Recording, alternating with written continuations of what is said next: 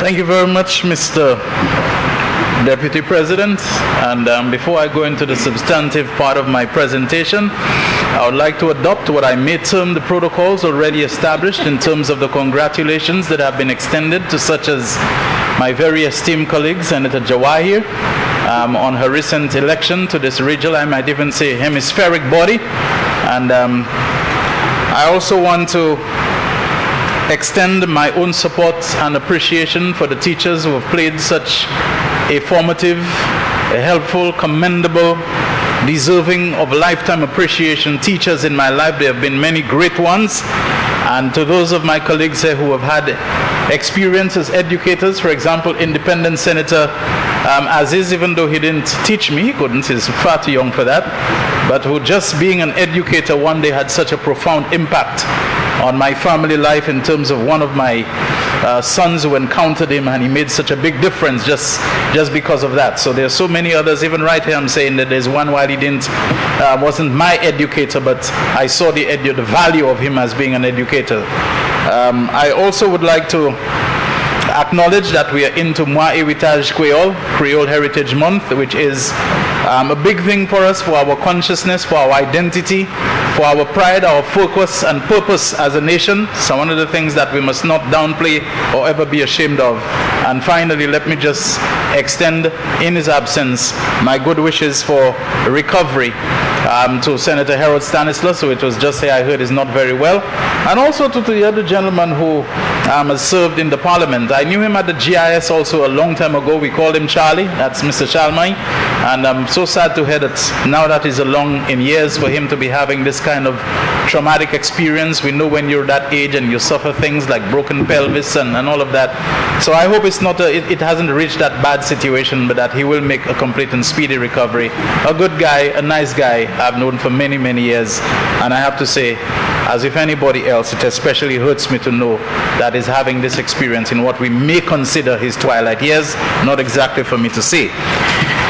Mr. Deputy President, I rise in support of this resolution for the Parliament to authorize the Minister of Finance to borrow an amount of $6.276 million, at $6,276,000 US, from the Special Fund Resources of the Caribbean Development Bank's Special Development Fund to support the Youth Economy Project. I will try not to venture off into too many things that are unrelated, even though they may be relevant, but not go on too wide a berth of peripheral references and so on, and stick to it. And to make the point right from the outset, that when a government borrows from august, eminent, respected, established institutions like the Caribbean Development Bank, or for that matter the Saudi Fund for Development or the Kuwaiti Fund for Development, there is an absolute lot of due diligence that goes into it. And when they can offer any government a loan on such highly concessional terms as a virtually unheard of interest rate of 3/4%, it doesn't even go over 1%, 0.75%. And to give you terms which, when I do the calculation, somebody, if I'm wrong, do tell me, but if we're talking about 92 quarters and saying that a quarter is 3 months in a year, so we can multiply 92 by 3, and I think that would give us a total of 276 months. And when we add to that a grace period of 2 years, we're talking about 25 years, the total time that we have. It means that they have a lot of confidence in not just your ability to repay, it's a relatively small amount, but they have a lot of confidence in the purpose for which you are borrowing, the likelihood of its success, and returning whatever the parameters for development, because they are a development bank that they have in you. And with that said, let me just say that the fundamentals of this loan and the program which it seeks to support, the youth economy of project of St. Lucia, must be very strong. They must have a lot of credibility for the CDB to put its backing behind it, not just with the loan, but with the conditions that they're giving for that loan. And we have to tell ourselves we are doing something right. And this isn't the first time for today that we saw this highly concessional. The previous motion was mostly along the same lines, and that kind of confidence can only come when they have confidence in the fiscal management of your country. I was happy to hear my good friend, and I do mean my good friend, leader of opposition business, and I hope I don't make the mistake of calling him leader of government business. I'll try to make up for that little lapse and so on. Oh, how we would love to be back in that position. But I think he has his eyes. He has his eyes on other things. Nothing wrong, he said, with one government starting something and another one continuing it. Very, very happy to hear that coming from him. And we know the organization that he represents. I just wish that that advice would be followed consistently and be followed much closer to home, where the leader of opposition business is concerned. And I do hope that if we learn nothing else from today, we learn about the need for continuity in government and stop contemptuously, stop spitefully, stop maliciously even discontinuing things which are for the beneficial interest of the people of St. Lucia, simply because you believe that if you continue it, you will be giving a feather in the cap to your opponents. We have to stop that. We have to see the country in a broader context, in a broader construct, in a nationalistic construct. To love the country whether or not we hold the reins of power and government or whether we don't. And stop thinking that we must unend others and that we must always show them to be bad by stopping things regardless of the benefit for the people. However, we must respect the fact that when a government is elected and has the confidence of the people, that it also has the right and the privilege to set policies and to chart directions consistent with what it believes are the people's confidence in it for electing it. We have to look at all the things that we're allowed to lapse and which we are paying for. And it is very easy to analyze everything in the context of which government was in office when it happened. And the favorite phrase is, it happened under that government. There's always an under. If it's not on the back of people we had, it's under this government. So it happened while the government is in office, so it happened because. You know, when I was in, I think, elementary, high school at most and so on, there was something they taught you called post hoc, ergo propter hoc, which means that because this came after that, then this must have been caused because of that. You know, so something happens after this, so that means it happens because of this. It's a fallacy of reasoning. That doesn't mean that because something follows, that because the thunder came after the lightning, that the thunder is because of the lightning. They are the same thing, part of a thunderstorm. But light travels faster than sound, so you're going to see the lightning before you hear the thunder. But it is the same reaction that occurs in the clouds and the electrical whatever that causes both the thunder and the lightning. They actually occur simultaneously, but our perception of them lags because one travels much slower, the sound, than the light does. Nevertheless, let's look at what has happened to our police stations, to our fire stations, which the previous motion was about. I don't want to revisit it. But so many things, simple preventive maintenance, simple looking at the ventilation systems, simply making sure that what needed to be fixed and upgraded at a particular time would not escalate into the problems that we have with so many of these facilities, including the Passport and Immigration Office. A lot of the things that are there are issues that have been roiling for many years, but now when you find a government trying to deal with them, you make it look like that is the government that caused it. But I don't really want to go there. Here's what I want to ask. The question is, when will some of us come to have an expanded concept of economy and business, of employment and cost? When will we come to have it and don't realize that the models of economy and business that we reference so often in the heyday of the banana industry and in the heyday when you had this big importer who became the agent and distributor for something, and then they would sell to the small shops, and they had this fleet of goods vehicles, you know, the van commission, going in all the little communities and selling to people. You had some of them who were so powerful and revered in the country and so on. When will you understand that we're not saying that this has now become extinct? We're not saying it has now become outmoded or irrelevant. All we are saying is that the nature of business and economy has evolved, it has expanded, it has become diversified, so you're not going to get the same thing happening. This idea about the factory shells and the factories down at the Vieux-Fort Industrial Free Zone and Industrial Estate and so on, this is living in a time where those factories, the shells and so on, they're still useful, and I'm sure they're still being put to use, and they're still being But the days when we used to have one big economic driver upon which just about everything else hung is no more. It's probably never going to be again. What we have and we are trying to develop even further is a more diversified economy.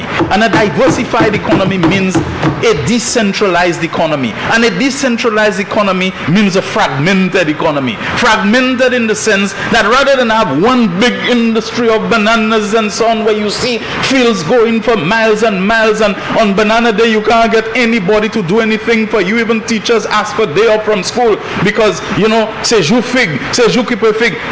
We're not saying we don't want bananas or there'll be no bananas.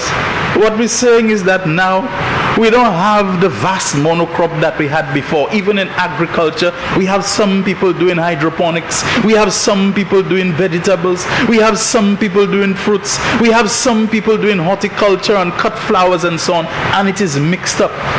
Rather than having one sector of business right now, the information age of the internet and IT has so many people doing different things in information technology, in installation of this, in cell phone places, in internet cafes. My mind cannot even keep up with it. And this youth economy, to my mind, is seeking now to reach out not only from the non-traditional forms of business, but also to the non-traditional owners and managers and drivers of business, the young people, who often we did not think, we did not see that they had the capacity, that they had the drive, that they had the ability and the interest to be involved in those things, but which they are showing them. All it is saying is give them a little of hand-holding now. All it is saying is that no matter what the plans you have for economic development, and that's a problem I seem to find with the members opposite and the party that they represent, they seem to believe that unless something does not yield instantaneous maximum benefits, that it is not worth it. You've got to seed the soil. You've got to prime the pump. It's not going to do everything for you all at once. You have to develop it along the way, including and especially the young people. They have an idea for business. It's a good idea, and also the agency can serve as a bank for ideas that they can tap into. Why is it that so many people don't use the car park which is there? And when you look at the rates of what you have to pay for 2 hours in the car park, which probably is more than most of us need on average, when you're asked to pay $3 or $2 for an hour and so on, it's because of the practicality of it. Yes, you park in the car park at Conway, your vehicle is safe, you're in a good sheltered place and so on, but you still have to come out and you have to walk to town, you have to go and do your shopping, and you have how many plastic bags and so on, at the same time your phone, whatever. If a young person or a set of young boys who otherwise might be doing any number of things come up with an idea to provide porter services, to come and say, look, we can carry the bags for you, or I will carry the bags, or most of them or some of them for you, and you just have to pay me 50 cents or 25 cents for every kilogram or whatever of every pound and so on. And they have their little scale, and whether they're on the boulevard, other places, and so the lady who has parked her car and come out don't have to worry about having all those bags out. She'll carry them. She have a couple of young men who will at least carry some of them. The point is, now you have a body that will encourage this, that will give them the know-how, that will give them the savvy of business plan, of business management, of organization, to make sure that they don't end up not having anything in their hand at the end of the day, that they have payment forms that they don't need to be carrying cash on them, and then become the targets of robbery and hold up by their own peers who are watching them either with jealousy or because they don't have anything. This is the kind of thing that we want to encourage in St. Lucia and elsewhere. It is called the entrepreneurial orientation. Many of us, we have ideas. Many of us, we have plans. Many of us, we have ambitions in us, but we don't have the know-how and we don't have the priming of our pumps and the seeding of our soils. Youth Economy Agency getting funding for it. We don't need to go all over the world like a friend of mine described me as going to Alaska and back and so on, but who in his own time, as I have said, goes to Antarctica and gets stuck there.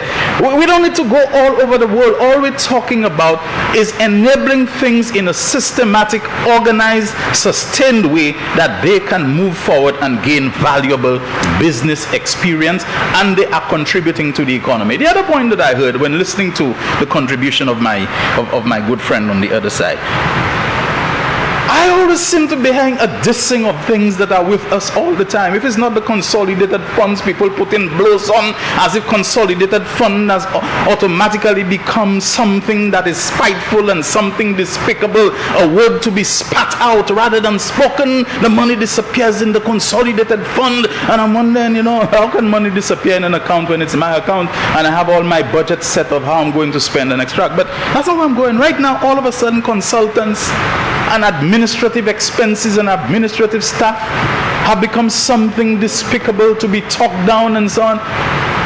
What do you have that you don't need? Let's leave out the consultants, but administrative structure and administrative expenses, we need it all the time.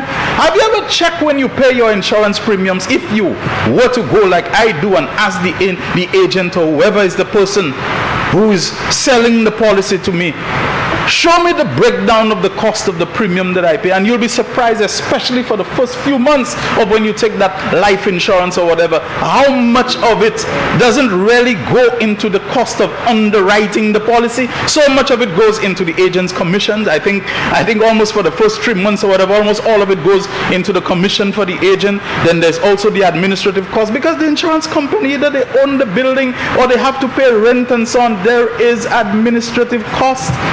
You go to the bank, take the loan, ask them to give you the breakdown, and you will see the difference between what is actually paying the loan back and what is going to all kinds of administrative costs. So I don't know why all of a sudden administrative costs and consultants have become something that is treated as if it is a great evil. We need consultants, and consultants need to work, and the work and the pay and the salaries that they give to consultants and to administrative staff and so on is money that is being pumped into the economy. These are the people who go and who build houses and rent them and so on. These are the people who go to the auto dealers who sometimes have said that they are struggling because of the used car business and so on. And when they go, they buy the SUV and so on. That is also part of the economic interchange of a country. What keeps it turning over? That's part of the engine that is being fueled. That is part of the pump that is being primed. So let us stop dissing and talking down about where rent is being paid and so on. Not all rent gonna go to Colony House, Not all opportunities for training people in hospitality gonna go to institutions owned by people who are then ministers, now former ministers, whatever the name, HTTI or whatever it is and so on. Not all of it gonna go the same place. We must have consultants, and we have seen how bad it is when people try to bypass consultancy. The debacle at St. Jude is probably a fine example of people wanting to do things because they thought they could cut corners and they could preempt and circumvent the need for a framework of consultancy. The problem we're having in the Grozile Highway, especially the bottlenecks in the Rodney Bay area, we are being told that everything was set up with a foreign donor Kuwaiti fund. But what happened? Some people thought they could go and they could do it by bypassing consultancy and so on. Maybe what we're hearing now about money that was approved by a foreign bank for a project in St. Lucia being deposited directly into the account of a contractor without coming, as the law requires, to the consolidated fund. Perhaps it represented another instance or example of people wanting to bypass consultancy and to do things directly. Maybe some people tell themselves the money they pay in the consultants, they could just give it to me. It could just come to me as a finder's fee, as a commission, or whatever it is. I'm not making any accusations. I don't know. But that is the proper way to do things, so that when the disbursement is made, you can monitor, you can appraise, you can track what the contractor is doing. And you can say, okay, for this quarter, they have met so much of the deliverables. They have met 82% of the deliverables. So I can sign off on it that you pay them so much money, but they have not done so and so. They can roll it over into the next quarter, or some kind of example can be gotten. We don't need to make things all of a sudden sound that they are a horror story simply because we are not the ones at the wheel, at the helm anymore. And that is what I talk about, the continuity of government. Let us stop dissing things like administrative costs and consultancy fees just for their own sake. Yes, if you find they're exorbitant, if you find they're overblown, if you find they're overinflated and so on, by all means, you have to criticize it, you have to talk about it. Therefore, let me just move on to something else. We need to see things like health. security, skills acquisition and upskilling as part of the national wealth. You know, people say it's conservative. I hear things like the neoconservative thinking and the old style capitalist thinking and all those sorts of things. A tendency to regard things that if they don't bring in money, if you don't see money coming in from them, then naturally they shouldn't be given priority. And that kind of reasoning means that prisons, schools, or hospitals, you name them, you ain't seeing the dough coming in from them, so you don't give them too much attention. Police stations, yeah, we need, the police. When will we come to realize that the wealth of a country is tied to the security of a country? Audits are being done on us all the time, even without us realizing it. Visitors coming to St. Lucia, the safety of the state is being gauged on what are the emergency response and healthcare services and all those support factors that are available in the country. You neglect St. Jude's or the health sector, or your ambulances are breaking down because your fire service is also your emergency responder who handle the EMS, emergency medical services and fire and so on. You do all of those things and right away you are hurting your country in many other ways. You have a good framework of health, of security, of enterprise, of all those kinds of things in your country. And you also have an economic development that is, if not being driven right now, it is being given the chance of future sustainability by training and preparing the next generation to carry the mantle, so that it is not always the same people and the same families who are the agents and distributors whose business model is to import things and to resell it to wholesalers, and then they become the powerful people in the country. We're not saying there's anything wrong with it. We're just saying we need to expand it. We need to diversify it, because that model of business, there's certain things that it just will never capture. And what you want to do in a diversified economy, to have as broad a capture as possible of all the opportunities that lie within your own, albeit tiny domestic space, but which are not being utilized because you do not have the people who are grounded and connected with them as you'd like to be. Mr. Deputy President, the banana industry was awesome, It was awesome. There are things we didn't know then that we know now. That for you to have an industry that was to make the kind of mark, that was to make the kind of impact, that was to make the kind of, moving of the needle for us, you needed vast acreages exceeding even our land space, far as the arable land availability. And there were the downsides to it. In doing so, to achieve that kind of acreage and the tonnages that we needed to justify buying space on a boat, the Giz boat that came and so on, and we have to pay them and so on. And later on we found out the horror story of what we had to pay and what we're paying for. We're paying for people's loans for the boat that they had taken. They were deducting money from us like we didn't know at all. But the point I'm making about it, we grew. We got after the collapse, so-called, of the banana industry to understand the environmental impact. We saw what was happening with our rivers. We hardly have any more. It's just little streams of a tiny amount of water. We saw the amount of tree crops that we had that we probably could have been making a fortune of, whether it was the cashew nut or the mango or the breadfruit that was cut down in order to clear the space and make way for the banana industry. We made mistakes. We didn't know there were mistakes at the time. Later on, we wondered why things like black sigatoka and Panama disease and so on, when they came, they could sweep through. Well, it's the same way, of when you have a pandemic and you have people bunched up close together and you don't have the isolation and all that we recognize the value of in the COVID-19 pandemic. The moment you have chickens or pigs or horses packed up together, disease spreads far more easily and far quicker, like wildfire among them. I'm making this point to say that these are things that we recognize about such industries that they talk about glowingly with memories of the past about the banana industry. that its very nature might have facilitated the spread of disease and decimation. So yes, now we are back at a stage where we can't have bananas, but we can have it in a more scientific, in a more knowledgeable, in a more compartmentalized way that doesn't need us to cut down every other thing in our... Rather, now we can tell young people that the cashew nuts and the mangoes and the breadfruits, you can go into agriculture and go into value added secondary products and so on, that you can utilize those things and you can make money out of it. You can be successful in it while preserving your environment. And so that is why I'm very happy that not only has this government seen fit to establish the youth economy, but understands the need to seed the soil and to prime the pump. Business opportunities and encouraging the innovations of them is one of the greatest investments we can do in the potential and future wealth of our country. And our young people, we can talk about the crime, we can talk about all the shootings, which by all indications is the young people mostly who seem to be involved in it. But what alternatives are we offering them in terms of opportunities?